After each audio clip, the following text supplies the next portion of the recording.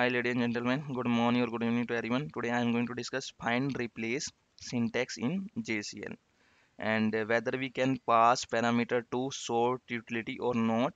So its answer is yes, we can pass the parameter to sort utility. Let's see. We have step 02 and we are using the sort utility and we are passing the palm parameter to sort utility here. And in palm we have the mfg variable and its value is 20 21 01 15, and we have the input file output file, and we are using the sort field equal to copy to tell the sort that we are copying the data from input file to output file, and there is parameter out fill files equal to 1 to tell the sort that we are using the output file as with the name sort of1. And we have the find wrap keyword in which we are replacing the in parameter with the out parameter, means whatever value of in will be replaced the with the value of the out. So we have the in value is yyyymmdd.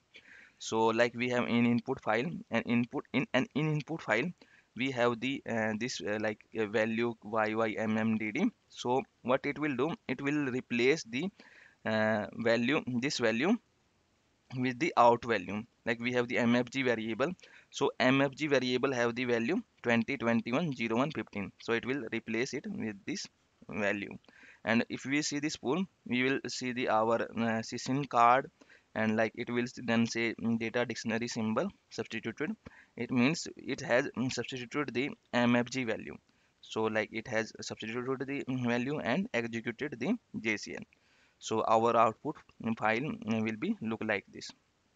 And like we have like cycle date, we want to replace every time with the cycle date. Like we can have cycle date in each day, we have cycle each day, so it run every day. So what it will do, it will fetch the current value from the jig. It will fetch the value from the jig, this value, and it will put this value into the mfg variable and will replace it with the uh, with this value in the input file. And our output file will be like it will contain the cycle date every time whenever we run the cycle. Like we have one cycle and its value is like 20 21 01 and 10.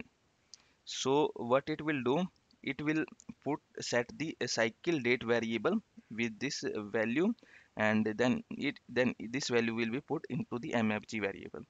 And like we have next day cycle 20 21 01 like 11, okay, for example, then it will set this value next day and it will put the value here. So it will replace this value accordingly.